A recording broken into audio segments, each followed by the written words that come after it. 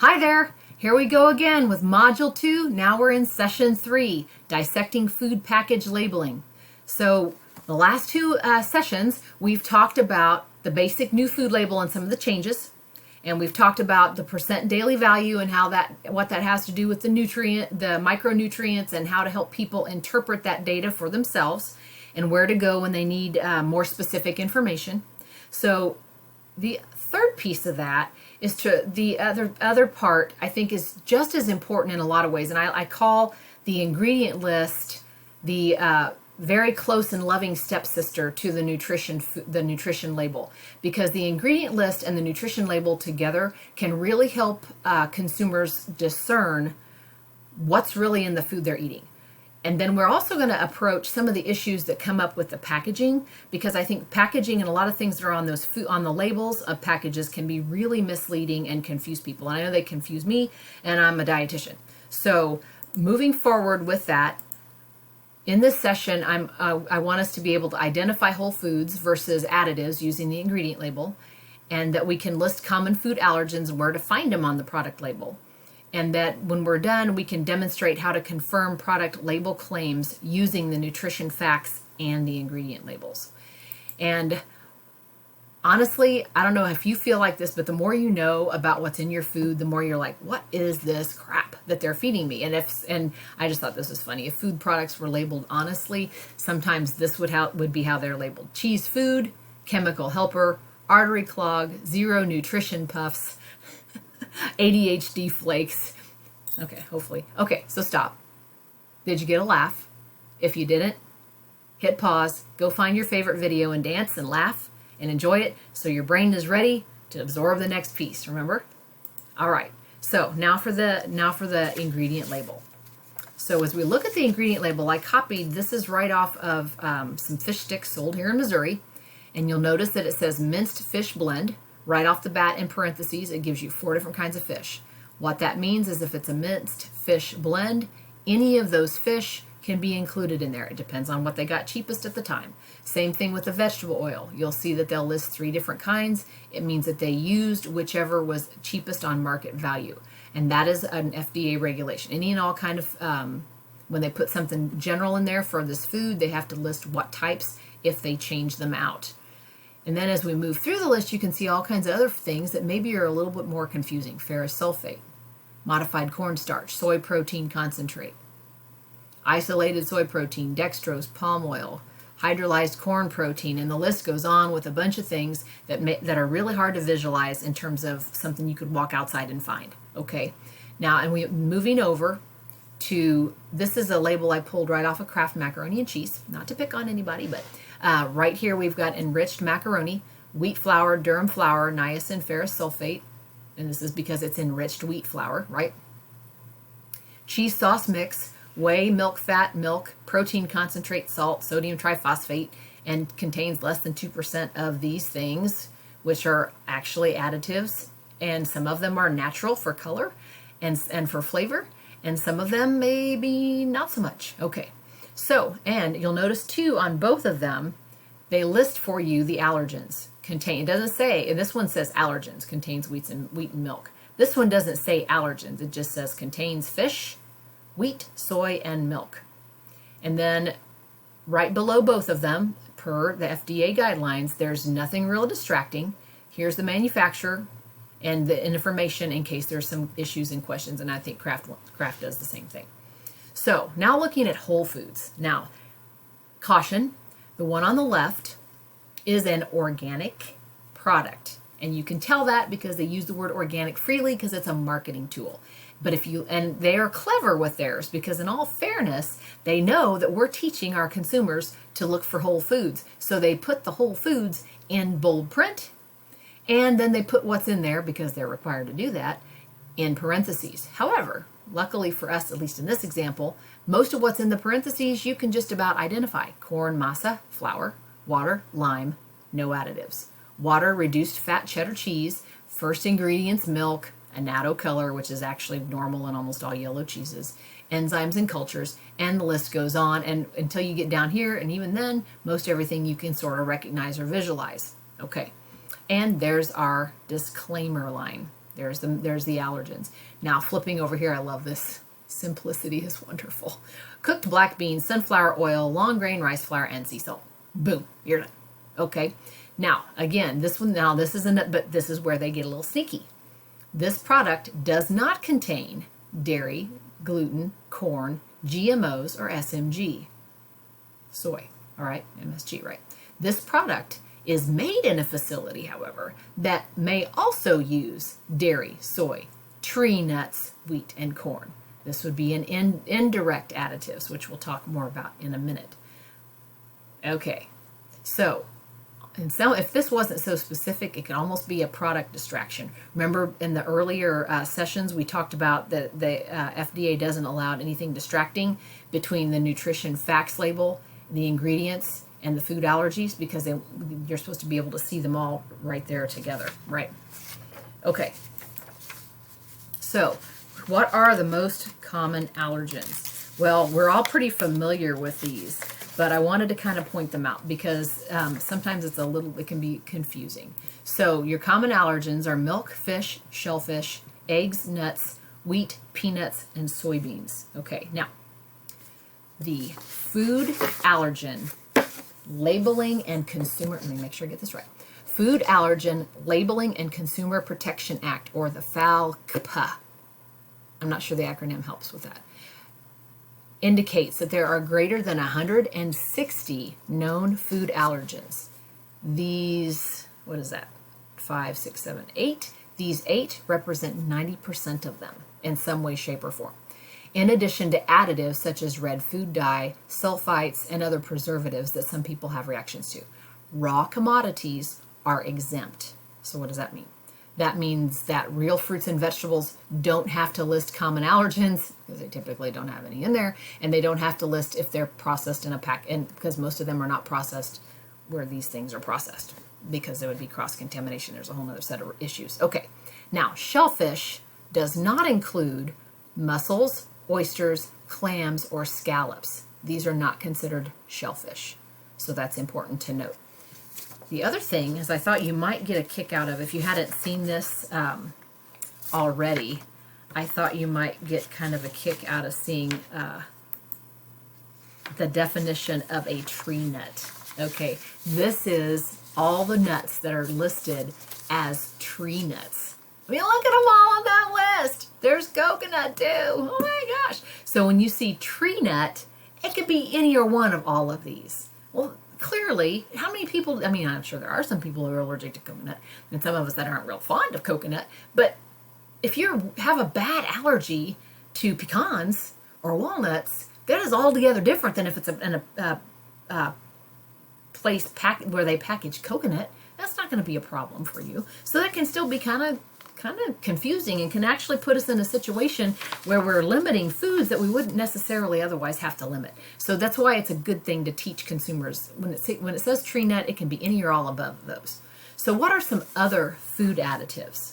Okay, so there's really quite a list. So food additives are defined as any substance, the intended use of which results, or may reasonably be expected to result, directly or indirectly, in its becoming a component or otherwise affecting the characteristics of the food.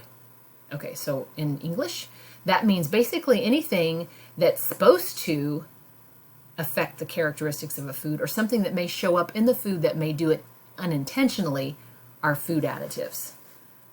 That's kind of like trying to stab in the dark, you know, like, oh my gosh, what could all cause? That's a big situation to deal with if you're a packager or a manufacturer. Okay, now direct food additives are those that are added to a food for a specific purpose in that food, like xanthan gum, you know, to hold things together or to extend it, or ascorbic acid to protect color.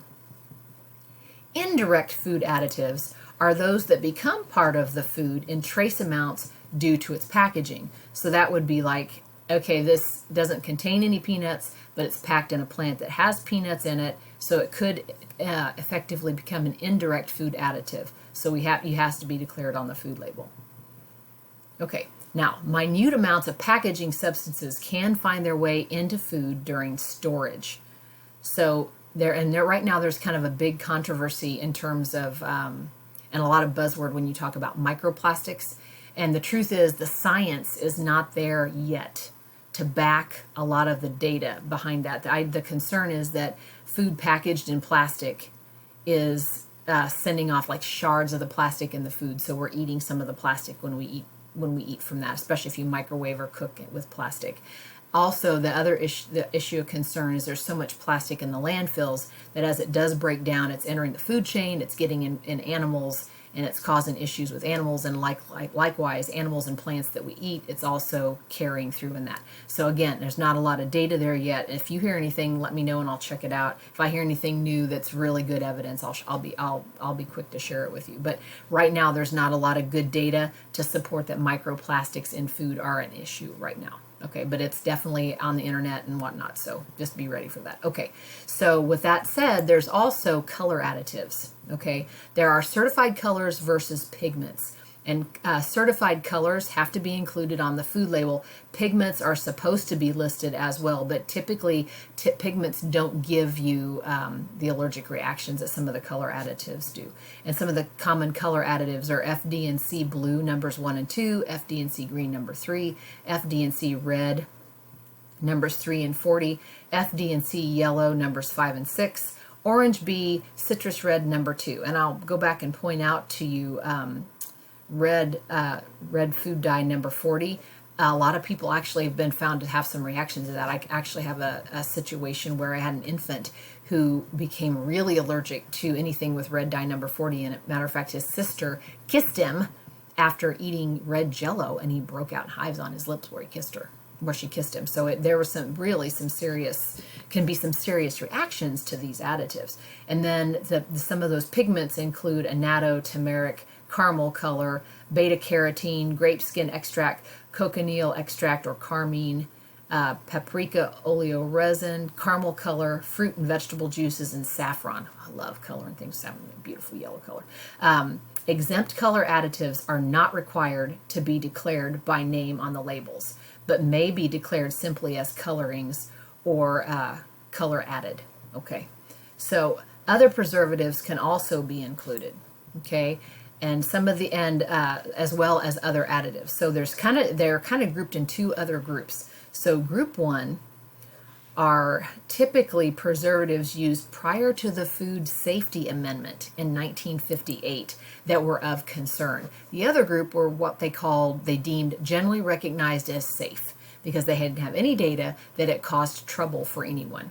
Well, the GRAS list, you'll hear it called the GRAS list. Well, as it turns out, there's some stuff on that GRAS list that has actually come off of the GRAS list and been put in group 1 additives or preservatives because indeed they were causing problems, but just nobody knew that was the problem. And one of them that kind of comes up is bromine, because bromine is used in the bleaching process for flour here in the US, but in Europe it's been outlawed because it's been found to replace iodine in the thyroid molecule. Well, many people you think about with thyroid problems. So there's some concern that maybe bromine is the cause. And so this has been going on in Europe, and they've now said no bromine in the bleaching process of flour. We have not matured at that level in the US yet. But that's also why you'll see some people are specific for buying unbleached flour because they're trying to avoid the bromine and some of the other bleaching agents that are put in there because they feel like they're toxic, even though a lot of them are still on the generally recognized as safe list.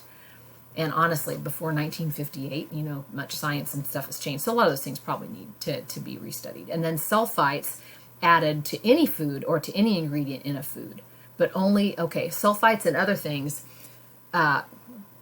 don't have to be added only if they have no technical effect in the food, and it's only considered to be incidental if present at less than 10 parts per million. So very, very small amount. Okay, so sulfites and nitrites are both used, and nitrites are used in a lot of processed meat, and sulfites are used in preservative. And a lot of people are very sensitive to sulfites. I had a friend who told me that she said, any kind of dried fruit, you need to make sure you buy it that it says processed without sulfites. And she mentioned the comment about dried cherries, that she couldn't figure out why she kept reacting. And as it turned out, she contacted the manufacturer, the packager of these dried cherries. Sure enough, even though sulfites wasn't listed on the label, sulfites were used in the processing, but it was still less than 10 parts per million. She was still sensitive to it because when she dried her own cherries, she didn't have that problem. So, I mean, that's pretty serious stuff. So there's still some more, clearly, there's more work to be done in that area. And I wanted to take a minute and talk a little bit about preservatives, because preservatives have kind of a bad name. But the truth is, all of us have used preservatives in our cooking one way or the other. I mean, who doesn't squeeze lemon juice on their apples before they make an apple pie? Because that helps keep the color, maintain the color. You can do the same thing with potatoes. A little bit of lemon juice on the potato can slow that browning. Okay, so ascorbic acid, which is vitamin C, is often used to promote color retention, as are a lot of other naturally occurring vitamins and minerals in food. And so I wanted to pull this out because I thought this was pretty interesting. This is a V8 Splash product that actually doesn't add any extra sugar. But you see they list sugar, spinach puree, yellow carrot juice concentrate as part of the color, concentrated fruit juices, citric acid, that's just coming right from it's naturally in there, but it's used as a preservative. Vegetable juice blend, cucumber juice concentrate, celery juice, kale juice, and when you get further down here, you see natural flavoring, citric acid as a preservative, vitamin C, ascorbic acid, vitamin E, alpha tocopherol acetate, and with some other kind of juice concentrate for color, watermelon juice concentrate for color, and beta carotene for color. Okay, so those are some preservatives and some additives, and they're still preservatives and additives, but are they bad for you? Probably not, So I think you just want to be careful not to judge. Just because it has preservatives, they're not all bad. They're not all artificial, and they can be very essential in preserving food so that we can improve access to healthy food. And that's the other piece of preservatives, because I know a lot of people, that go really left wing on this, say, oh, no preservatives at all. Well, the truth is, adding a few preservatives means that the food stays good longer, so now you have food when you need it. So I think you just want to keep that kind of in balance as you help people move through some of those claims. Now, there are 4 different types of actual label claims that the FDA works on and has some designations for. Okay, nutrient content claims, health claims, qualified health claims, and structure and function claims. Now, first and foremost, any claim made about a nutrient in a food product, either directly or indirectly, characterizes the level of a nutrient in food. That's a label claim. Okay, so low in fat. Clearly, you're saying that this product is low in fat. That is a nutrient content claim. High in oat bran. That is a nutrient content claim that implies this is also high in fiber, because we equate oat bran with fiber. Okay, a health claim is anything written or in symbol or picture that implies the food product or supplement can have an effect on a health condition. Okay, so can help lower cholesterol, low monounsaturated fats, right? That is a health claim. A qualified health claim has to have a real specific body of scientific evidence before it can be made. So this would be something like calcium preventing and treating osteoporosis. Well, there's a tremendous amount of evidence base that says adequate calcium can prevent or treat and help treat osteoporosis. Okay, so that is a qualified health claim. And so if you have a product that is, remember, DV, 20% or more of calcium, then that's a high source. They could get away with making this claim, this qualified health claim. Okay, now a structure and function claim. So there's a lot of ambiguity, a lot of gray area between qualified health claims and structure and function claims. And calcium is another good one, because you can say that calcium and vitamin D are good for strong bones. Well, that is clearly not specific about health. It is about prevention, and that is about keeping your structure and function where it needs to be, staying healthy, not preventing a disease or treating a disease. So you can see where that's kind of almost a little gray area. Well, you're implying that you're going to prevent osteoporosis because you're picking something that's high in calcium and vitamin D. Okay, whatever. But that's not what they're saying. They're just saying that calcium and vitamin D for strong bones are needed for strong bones, and this is a 20% DV in this product. Right? Okay. So that there you sort of can see that real subtle difference between those two types of claims. So I brought up a few other claims. Now, again, I would refer you to the food labeling guide to go through if you really wanted to read some of the specifications on all the nutrient claims that can be made. Remembering that's a 132-page document with appendices that specify how all these terms should be used if a manufacturer wants to use them on the label. That is a lot of reading and a lot of stuff to decipher, but I put up a couple of them just so we could see. So just like a lot of places were saying, oh, this is a fat-free food. Well, what the heck is a fat-free food, right? So turns out if they have any amount of fat in them, you're really not supposed to call it a fat-free food. So the next trick is to say it's not a significant source. So you'll see that on food labels. It's not a significant source of this, or not a significant source. Or they made some kind of claim on the label about fiber being good for you, but then the disclaimer is not a significant source of fiber. Okay, well, why'd you even put that on there? Well, they're trying to get you to buy the product, but then they have to be honest and say there's nothing in here like that's going to help you with that. And so here is not a significant source, and how that's actually defined by nutrient. Who has time to do this? Oh my gosh. Calories from fat, saturated fat, less than 0.5 grams of total fat before you can say not a significant source. I mean, the list goes on. Less than 1 gram of fiber, not a significant source of fiber. Holy cow. Okay, so now you know the guidelines on that. Now, some additional common claims. Good source. Okay, now you know that in order for it to be a high source, it has to be 20% or more the percent DV, right? Percent daily value. So they can still call themselves a good source if they're between 10 and 19. Really? Okay, whatever. And then low or free. Now this is one of my favorite ones because I remember back in the day seeing labels on the Chiquita banana that would say cholesterol free, and you're like, well, duh, it's not an animal product. There's no cholesterol in plants, never has been. There's some saturated fat in some of them, but there's no cholesterol. Well, Chiquita just wanted you to buy their bananas, so they put cholesterol-free food because cholesterol was the buzzword. Okay, the FDA said, no, you can't do that. That's misleading. You can only put low or free if it's processed to be less than the standard product. So you can put low-fat milk because the standard whole milk had fat in it. So if you make a product that is lower or free of fat, you can call it low or free from the original product. Okay? Now, there's still a caveat to that. So you can't say fat-free broccoli, but you can say broccoli, a fat-free food. Broccoli, a fat-free food. Well, duh. Plants don't typically, especially our vegetables, hardly have any fat in them, right? Again, it's that subtle difference between a misleading label like our broccoli is fat-free where somebody else's isn't versus broccoli, which is a fat-free food. Really? Okay, whatever. Okay, and then light just has to refer to less than the regular.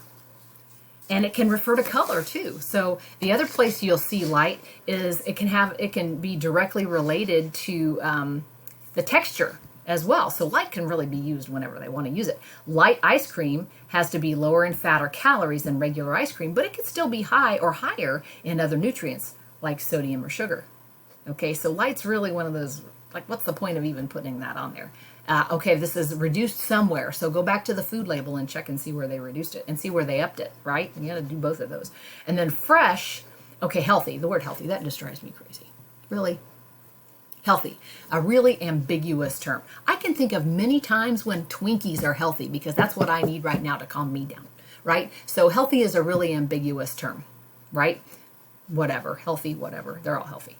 Fresh, on the other hand, has some guidelines. Fresh must not ever be frozen or processed, and it can be treated with wax, pesticides, chlorine or acid wash, or low levels of ionizing radiation.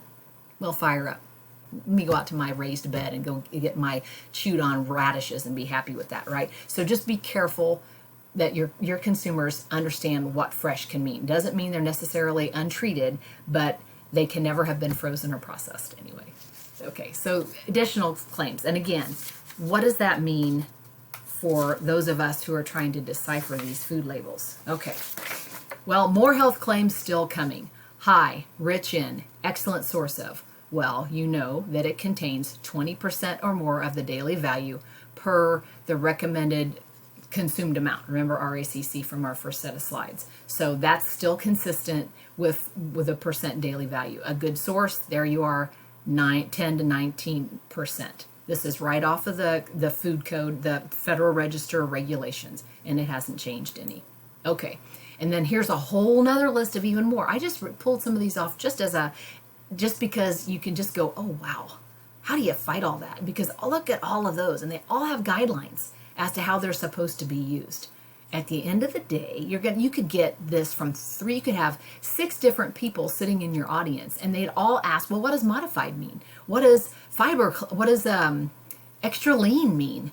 And so you can take them, you can send them back to this food labeling guide, or you can say, well, let's really just talk about the food label, and let's go back and check our facts. Okay, and that's the best thing to do, is let's just go back and check the facts, because you can ignore all of those claims if you know what you're looking at between the ingredient label and the nutrient facts label. Okay, the nutrition label. So let's go back and look at them again and use our 5 and 20% daily value rule. So here we are looking at our fabled ice cream again, in maybe a little bit of a new view from the standpoint of the calcium. Remember, we were talking about the calcium, and that 1,300 milligrams was the new percent daily value, and that the 1,000 milligrams was the old. And there's our 260 milligrams, so there's our 20%. So it's a high source of calcium, and depending on what your needs are, you now have the milligrams. Or if you said this is a light food, well, who cares what they say? Go look at the total fat, and what does that have to do with your health goals? Where are you concerned? Why are you choosing something that's called light? Are you trying to find something lower in carbohydrate, lower in added sugars, or lower in fat? I mean, go back and check where they're calling that, and call their bluff on it a little bit. Check your 5-20 rule. Is it a good source or not such a good source? Okay, and then go back and check the ingredients. And so I pulled this as, look, there's our 2/3 of a cup of ice cream. So they have gone along, and I can't remember which one. I think this is just plain old Breyer's vanilla. They have gone along with the FDA RACC of 2/3 of a cup. And look at the ingredients. Milk, cream, sugar, vegetable gum, okay, well, whatever. And then natural flavoring, probably the vanilla, because that's one of those additives that we were talking about that didn't have to be specified. And you can go in there and look at the added sugars.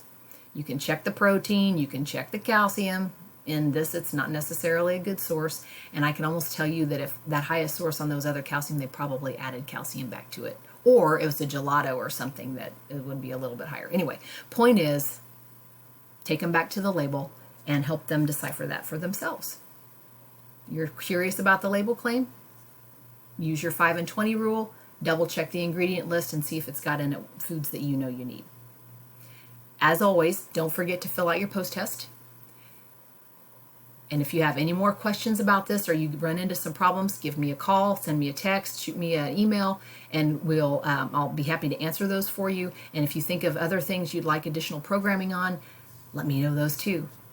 This is the end of Module 2 in the food label. Keep your eyes open for some kind of announcement. As soon as it comes through graphic design, I'll get that label guide and those fact sheets out to you to utilize if you need them. All right, very good. Thanks, folks.